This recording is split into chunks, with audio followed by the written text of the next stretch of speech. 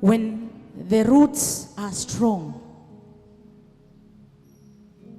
the plant inakuwa strong. But when the roots are weak, hata kale ka plant unaweza ka pluck rahisi. Kwa sababu ya nini? Its root is not strong. Lakini when the roots are very strong, are very very strong, unahitaji nguvu mingi zaidi ili ukaweze kung'oa. Na wakati mwingine utashindwa mpaka kung'oa. Hebu niambie kama ushawahi ona kamti kadogo tu kama haka, unajaribu kukang'oa lakini kameshindikana. Have you ever experienced something like that? And have you ever experienced the same thing ambayo iko the same size na kupluck it inakuwa rahisi? Why? Because of the roots. Because of the roots. The one ambayo inakuwa very hard kung'oa, zile roots zake zinakuwaga ziko grounded zaidi. Lakini the one ambayo inakuwa rahisi kung'oa, roots zake zinakuwaga haziko grounded sana. Unaweza tu kushika na ukavuruta. Sasa nataka sisi wa Kristo tukue kama mmea ambao ukijaribu kung'oa hivi hauwezi ng'olewa. Haleluya. Ati unajaribu kung'olewa hivi, mtu anajaribu kung'oa kwa Mungu hawezi ng'oka. Kwa sababu ya nini? Your roots are strong. Haleluya.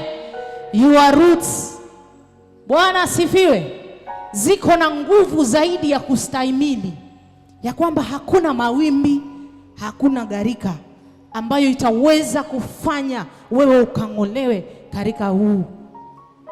katika salvation. Bwana asifiwe. Hallelujah. So I want us to talk about the fruits of the Spirit. I know someone is asking, the fruits of the Spirit zinaingiliana wapi na roots? I will tell you in a short while. Bwana asifiwe.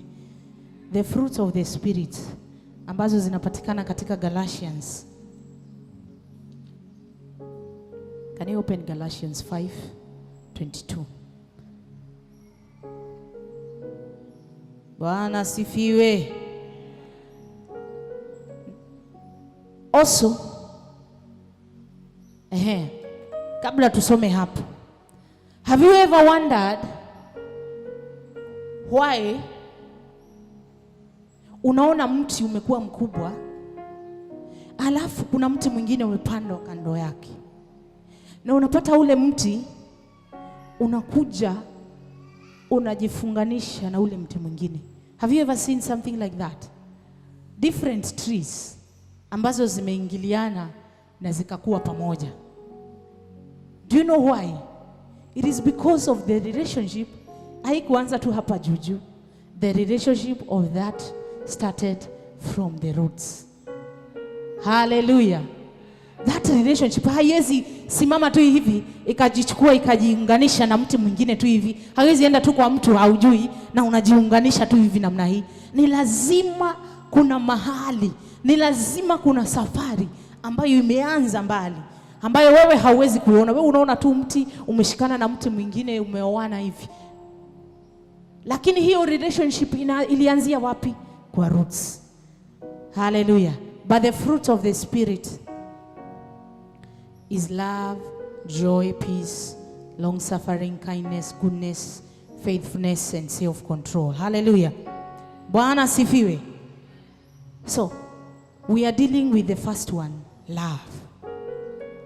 For those trees ziungamane pamoja, ni lazima zile roots kule chini zilianza uhusiano, na zilipoanza uhusiano zikakuwa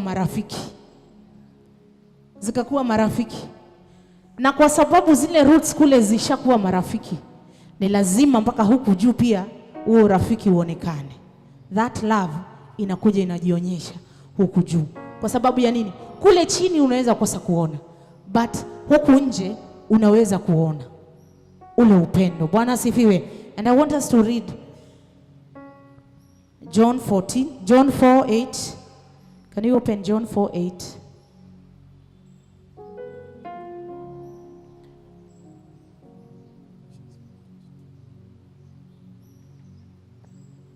John 15:11. Can you open John 15:11?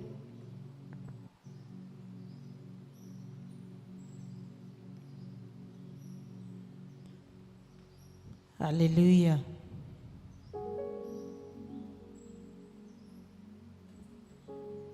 This one talks about joy. I want the one that's talk about love.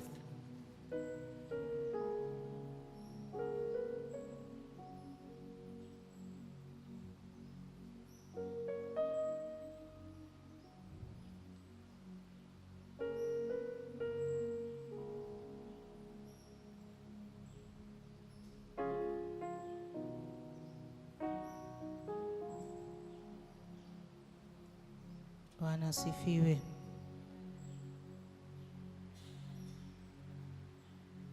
Acha tutarudi hapo juu. Love, joy, peace. Love, joy, peace. Hallelujah. So we are talking about the roots. Those things I have spoken to you, that my joy may remain in you, and that your joy may be full. Hallelujah. For those roots,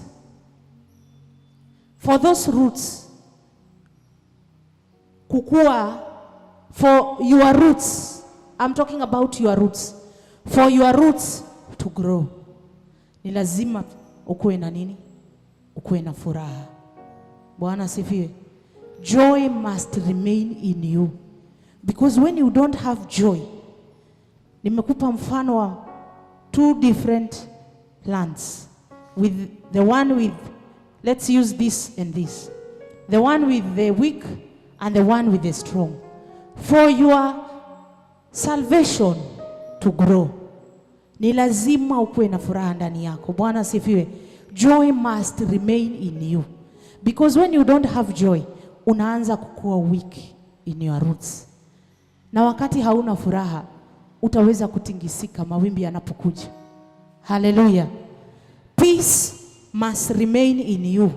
That one we read in Isaiah 26 verse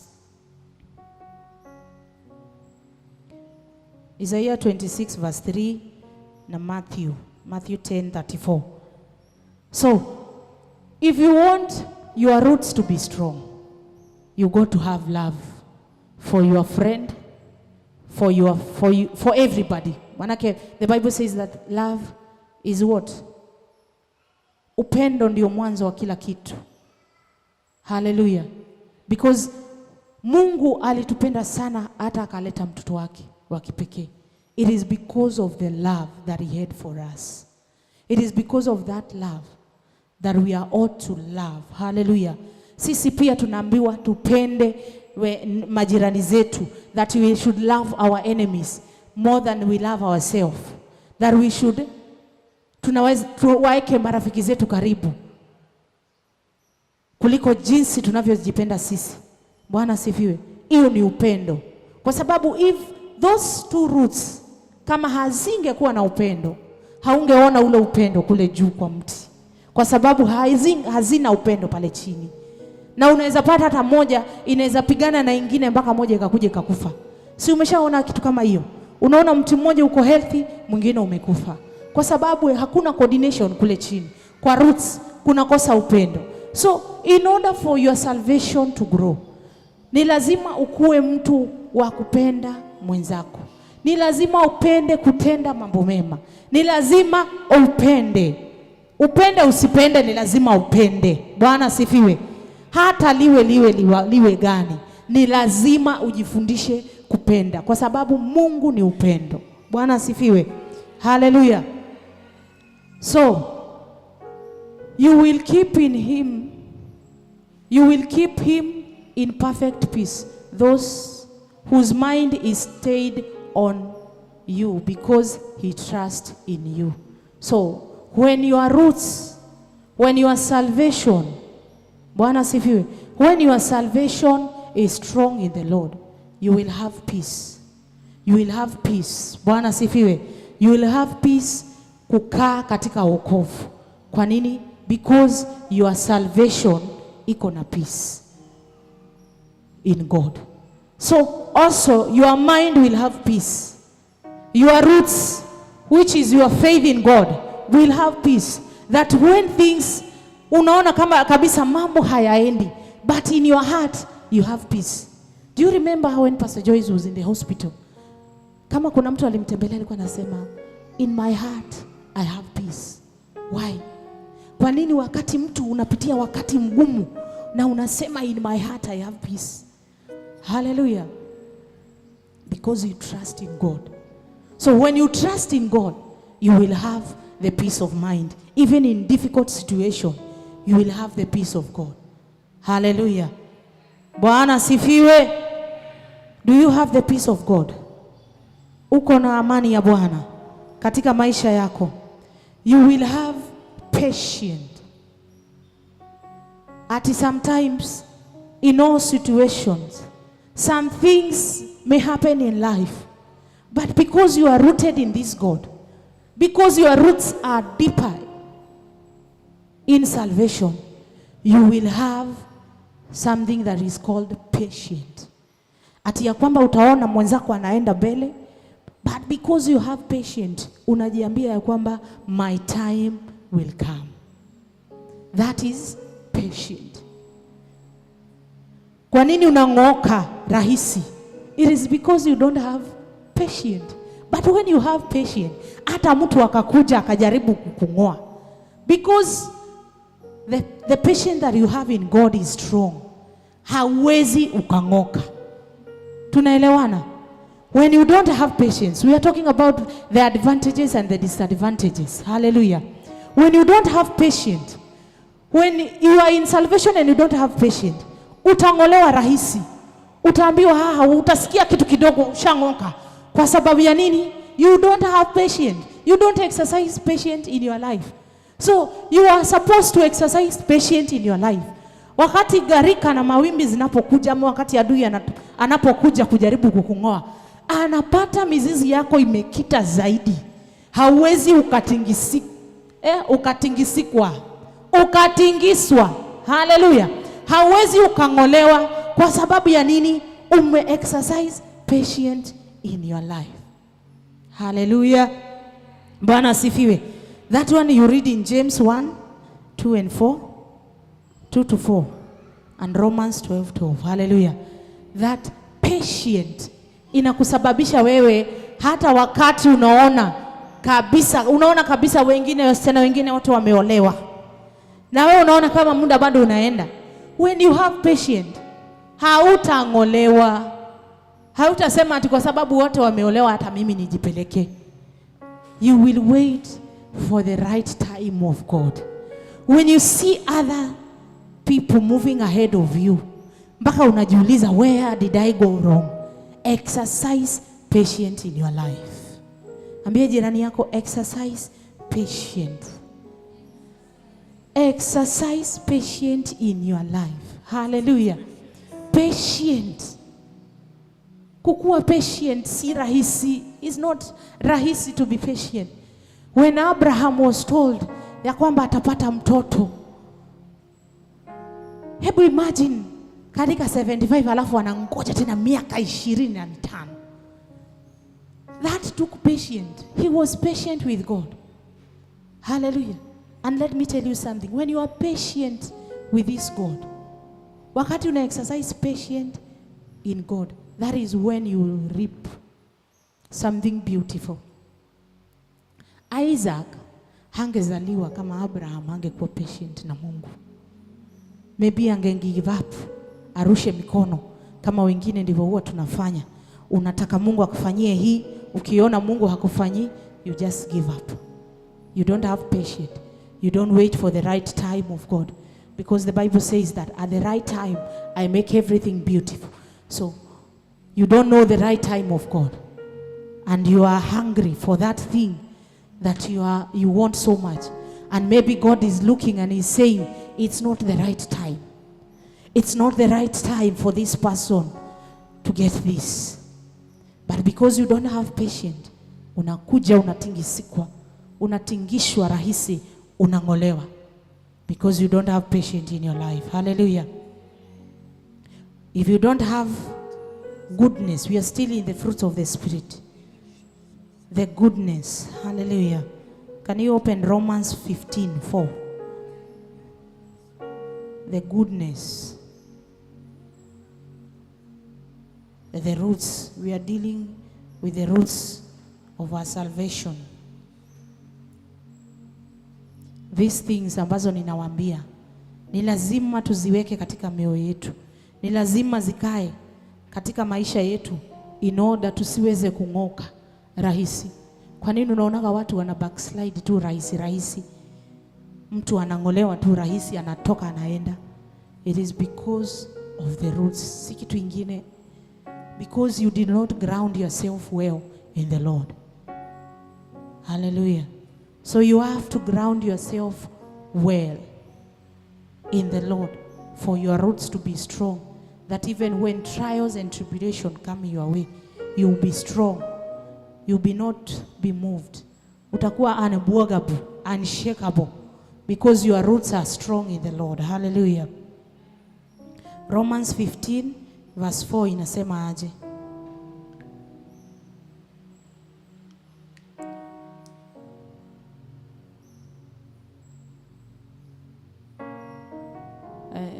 Do you have another translation? The good news or not the good news?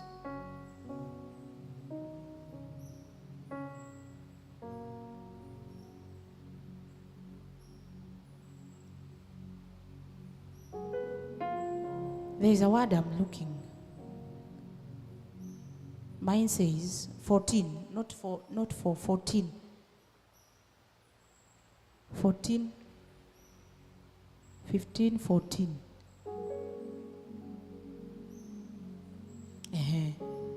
That one. Inasema aje? Hebu tusome sote.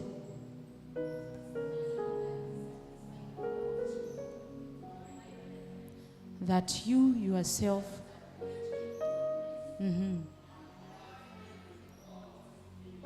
knowledge and contentment to acknowledge and because of their to one else. My word there is rich in goodness. That is the word that I'm looking. My Bible says full of goodness. Hallelujah.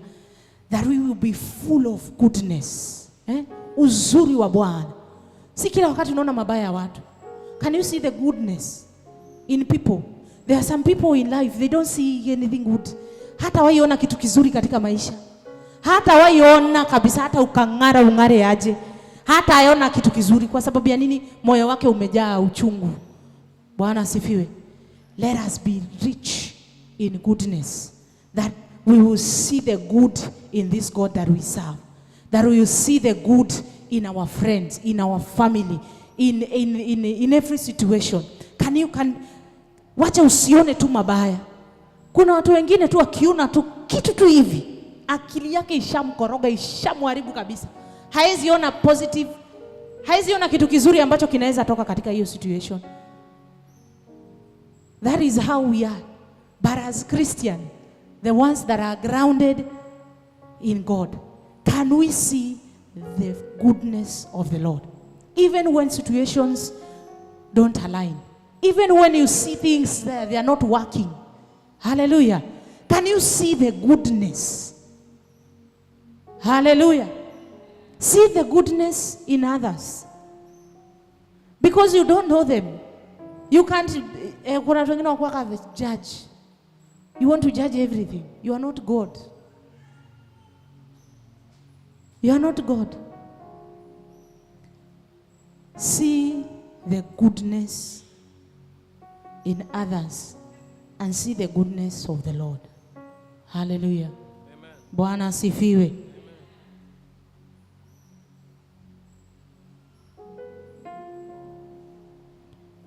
Hallelujah. Goodness. After goodness tunaenda gentleness.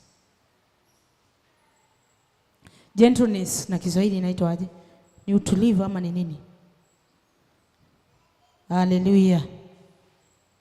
Be gentle. Wasomi. Gentleness.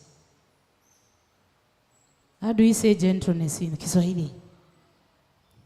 Sote tunaelewa Kizungu. Bwana asifiwe. Hallelujah. Sote tunajua gentleness. Hallelujah. In Proverbs 25:15, let's talk about the gentleness. Can you open Proverbs? After you see the goodness, you also see the gentle. You also be gentle. Be gentle. Hallelujah. Do you have another translation that is amplified?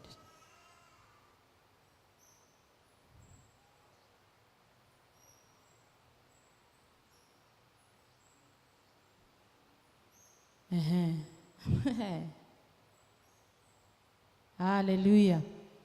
Can we read that verse? 1, 2, go.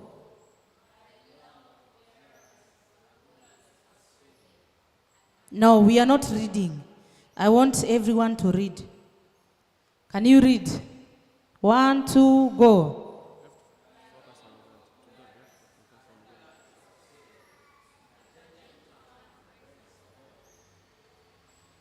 Hallelujah. And a gentle tongue breaks the bone. A gentle tongue. Kiswahili nasema ulimi laini huvunja mifupa. That is Kiswahili. The gentleness. Can you see the power of being gentle? Can you see the power of being gentle? Hallelujah. That a gentle tongue can break bones. Not even opposite of gentle, I don't know. I'm not learned. The gentle tongue. Ulimi laini huvunja mifupa. There are people that are not gentle in life. They are not gentle in any way.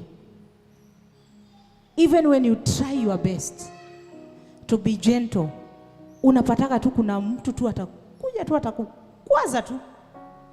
Lakini hebu angalia vile maandiko inasema ya kwamba when you are gentle, that you can even break bones. When you are gentle, can your roots be gentle? Can your salvation be gentle? Hallelujah. Can you ask your neighbor, are you gentle in God? Are you gentle in your salvation? Ask your friend, the one who is seated next to you. Are you gentle?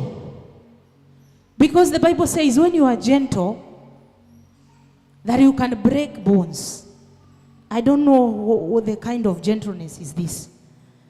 But I want to exercise this gentleness. Ya kwamba nitakuwa na utulivu kiasi hiki.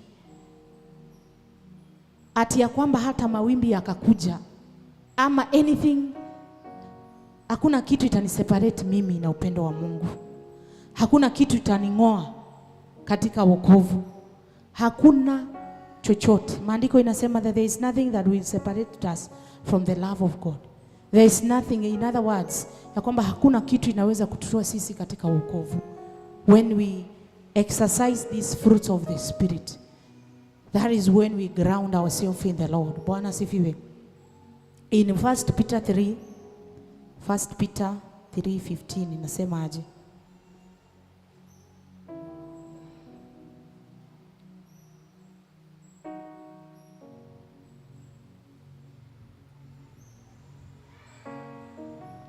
First Peter 3. Can you put it in English?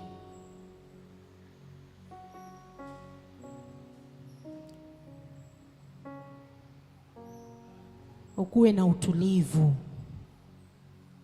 Usikue mtu wa kubebwa na hasira, kwa sababu maandiko inasema, si kama ni maandiko ama ni nini, nasema hasira ni hasara. Hasira ni hasara. Usikue mtu wa kubebwa na hasira. Be gentle in your life. Hallelujah. The meekness. So can we read? 1, 2, go. But and always be ready to give defense who ask a reason for the hope that is in you, with meekness and fear. My Bible says with gentleness and fear. With gentleness and fear. Bwana sifiwe. That be what? Be ready to give defense to anyone who asks you for a reason for the hope that is in you. Hallelujah. That be ready to defend yourself, to defend. Hallelujah. To everyone who asks you for a reason for the hope that is in you, the hope that we have in us. With what? With gentleness. So when somebody akikujia wewe, you will have a way to handle that person. In other words, ya kwamba akikujia kuulize kwa nini wewe uliokoka, hautamjibu tu hivi hivi. You will be gentle with your words in order to defend what? Your hope in Christ. In order to defend your faith in Christ. Ndio uweze kuconvince huyu mtu. When you want to convince somebody to invest kwa biashara yako ama to invest in something, you don't just go nini, you have, lazima ukue gentle kwake, umuonyeshe kwa utulivu, umlete karibu ili akaweze kuona umuhimu wa ile kitu ambayo unamwambia. But when you go further like this, that person will not understand, and that person may not even invest on that thing that you want him or her to invest. But when you are gentle to that person, when a girl wants to convince a lady to be the girlfriend, that guy is very gentle to that lady. He's very gentle. That is why the Bible says that gentleness breaks bones. You have to be gentle for you to get to where you are supposed to be, for you to achieve that firmness in your salvation, for you to be strong in your salvation.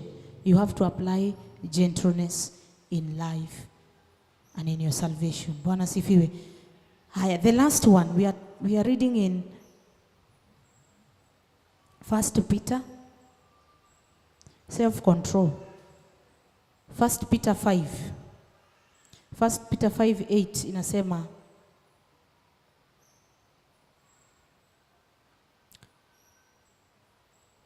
First Peter, be sober and vigilant, because your adversaries, the devil, walks about like a rolling lion, seeking who he may devour. Hallelujah. Bwana sifiwe. Hallelujah. Can you also open Proverbs 25:28? Be sober. Self-control. That is where you apply self-control. You don't do everything without control. You apply self-control where is needed. Hallelujah. There are some people, they don't apply self-control. Wanafanyaga tu mambo for the sake of doing. But kwa kila kitu, hebu tukue na kipimo. Ukiongea usiongee sana. Ukamwaga mtama ama ukaharibu, ukavunja bridges. Can we have self-control in our life? Kwa sababu if we don't have the self-control in our life, that is where you see that the devil anaingia ndani yetu na kutuharibu.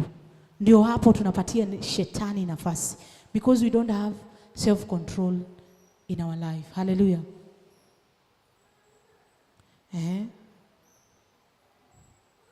Whoever has no rule over his own spirit is like a city broken down without walls.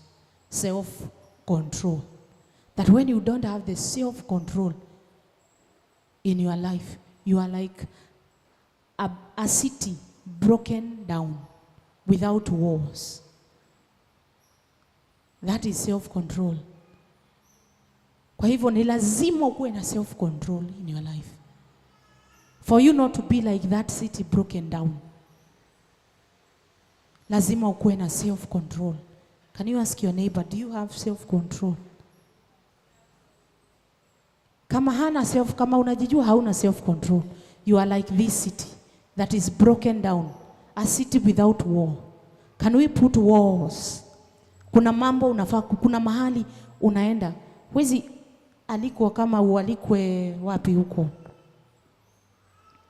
mtu akualike hotelini, alafu maybe ni time ya buffet, alafu you are eating everything without self-control. Unakula vitu ambazo hazitakikani kukuliwa wakati huo because you don't have self-control. But when you have self-control, you will know where to start and where to finish. Unajua kwamba unafaa uanze starter, uende main course, uende dessert. Lakini utapata mtu mwenye hana self-control, anaweza anza dessert, akuje starter, amalizie main course. Kwa sababu ya nini? That person doesn't have self-control. Can we have self-control even in our families? In the way we raise our children? Can you have self-control? There are some things that we do before our children na zinakuja baadaye zinakuja kuwa impact katika maisha yao because we did not have self-control. You can't just be a mom alafu unatukana tu mtoto wako tu vile unataka. You don't have self-control in your tongue. Kuna maneno mengine hayafai kusikika katika mdomo wako hata akikukwaza namna gani. Can you have self-control? Can you have discipline in your life so that your roots may be grounded more, so that you may be grounded more in Christ? You ought to have self-control in you. Bwana sifiwe. Hallelujah. Tuko pamoja. And for your roots to be deeper in the Lord, you ought to read the word of God. That is the first point that I'm going to give you. The word of God. Kando na kukua na hizi zote, for you to have love, joy, hizo ni kama nutrients. Those are nutrients for your roots to grow deeper. But for the roots to be more stronger, ni lazima ukuwe mwombezi. Usome neno kwanza kabla ya kuwa mwombezi. Lazima ukuwe mtu wa kusoma neno. Usome neno, meditate on the word of God. Paulo anasema nilikula neno. Kula neno usiku na mchana. Can you eat the word? Because when the devil comes, maandiko inatufundisha ya kwamba wakati Yesu alipokuwa anajaribiwa, he was able to stand with the word of God. Alikuwa anamwambia shetani, it is written that a man will not live by bread alone. It is written that a man will never bow to what? He spoke the word of God in your situations, in our lives. Can we have that word of God? That when you are facing fire, you know the words to speak. You know the words not to speak. Hallelujah. That the word of God will be in our hearts. We will exercise the word of God. Exercise the word of God day and night. Hallelujah. That is for your roots to grow deeper in salvation. Hallelujah. Number 2 ni hiyo ambayo nimekuambia. You have to be a prayerful person. Ndio zile roots zikaweze kuenea zaidi. Ndio wewe ukaweze kupaa zaidi juu. Ndio mti wako ukaweze kung'aa zaidi. Ni lazima ukuwe mwombezi. Kwa sababu ukilala, maandiko inasema ya kwamba shetani alikuja akafanya nini walipolala? Akapanda magugu. Magugu huwa yanapandwa wakati watu wamelala. If you don't keep watch. So we have to keep watch in our salvation. For our salvation to grow, we have to keep watch. Number 3, we have to have fellowship. Fellowshipping, like the way we are seated here, like this. We are fellowshipping together. We are not just seated. Hauja kuja tu hivi. You have come for the fellowship. Why are you here? See, you are here for the fellowship. So we are here because we want to fellowship with one another. And when we fellowship with one another, that is where we learn to love. That is where we learn to have joy in the Lord. That is where we learn to have peace, patience, when we are fellowshipping together. Bwana asifiwe. So, fellowship is very important for our faith to grow. Fellowship. Haya. Ingine, we have to be resilient. Hallelujah. Ambia mwenzako, be resilient. Oh, rakadaba. In the Lord. That one you read in Romans 8:38 to 39. How do you know that your roots in Christ? How do you know that your roots in Christ are deep? How do you know? You will know when troubles come your way. Where do you turn? That is when you know that your roots are deeper in Christ. When trouble comes, where do you first turn? Do you turn to your friend? Do you turn to your mama or your daddy? Or you turn to God? When you face trouble, when you turn to God, that shows that your roots are deeper in the Lord. Some people turn to their friends. Wakati mambo yanakuja, una rafiki yangu, haukumbukagi Mungu kwanza, ati wakilishe Mungu kwanza. So when your roots are strong in the Lord, when trouble comes, when tough times come your way, where you turn, that is when you know that your roots are strong in the Lord. When you turn to God, first and foremost, you turn to God. Hapo ndio unajua kwamba you are grounded in Christ. Hallelujah.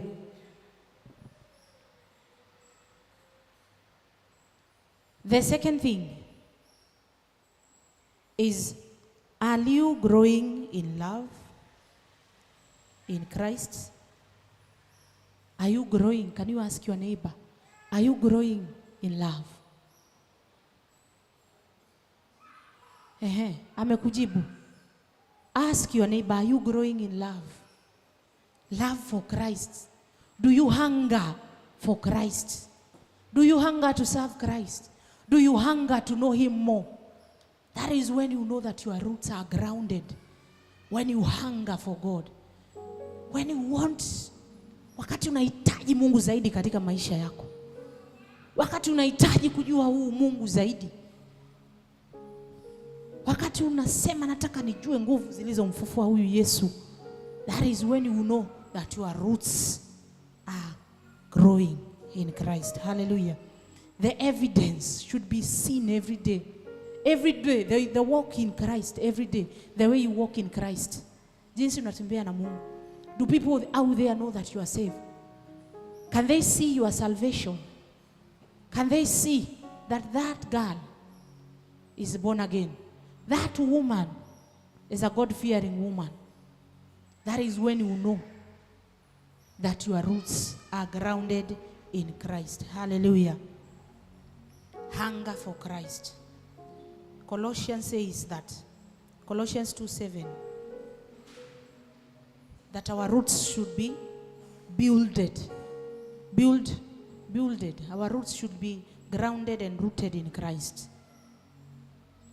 Are your roots grounded? Are your roots builded in Christ? Ask yourself that question. Are you grounded in Christ? Ati mawimbi yanapokuja hautangolewa tu kirahisi ukaenda ukapotea. That you will be firm and strong. That there is nothing in this world that can shake you. Are you grounded in Christ? That is a question that we should ask ourselves. Je, tunabebagwa na mambo? Unasikia watu wanaenda, wengine wanaenda mpaka mtu anasema ameokoka alafu anaenda beach party. Maybe you cannot convince me that you are saved and you are going to beach party. that shows that you are not grounded in Christ. I cannot be seeing you doing funny things out there and you are telling me that you are grounded in Christ. No. Your roots ama your salvation lazima ionekane hata huko nje ndio mtu ajue ya kwamba this person is grounded in Christ. How is your day-to-day life in Christ? Are you a prayerful person? Do you pray? Ama unangojaga Sunday to Sunday ndio unakumbuka kwamba kuna Biblia, unafaa kubeba Biblia? How is your salvation? Bwana sifiwe. That is questions that we are supposed to ask ourselves. How is our salvation in Christ? How is our life? How are we living? Do we read the Word of God? Because the Bible says that faith comes by hearing and hearing the Word of God. Do we come to listen to the Word of God?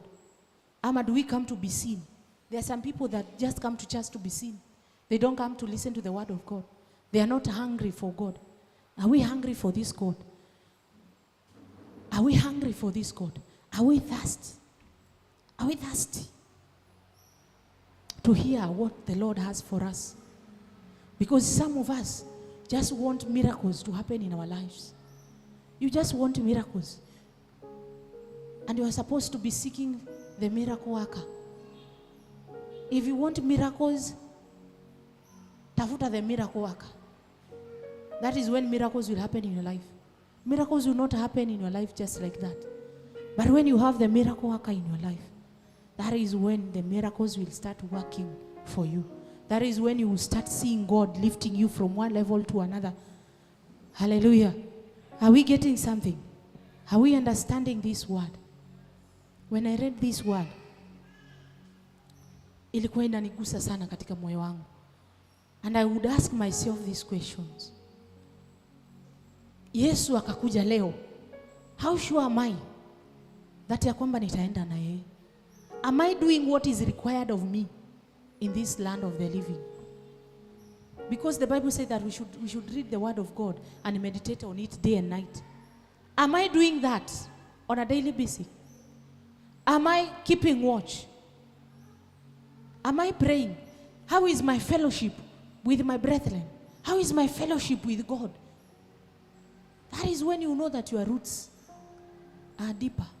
When you have the fellowship, when you are grounded in Christ, when you have the fear of God. Some of us are walking, they don't have the fear of God. People are doing, yani unaangalia vitu mpaka unasikia, unashangaa, when did the rain start falling? Because the things that are happening in this world, if you don't make a turnaround, we do a 360 like this, we will not see heaven. I am telling you the truth. Because we are walking away from the Word of God. We are walking away from salvation. People are practicing things that are not of God.